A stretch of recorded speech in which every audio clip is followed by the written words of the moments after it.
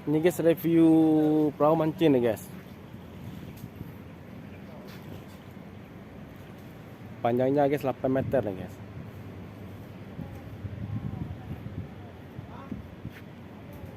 Lebarnya 1,5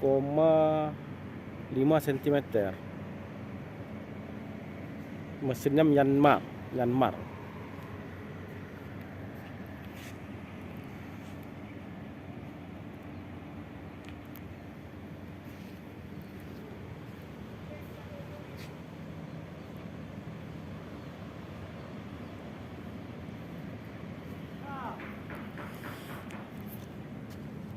Ini dari papan nih guys.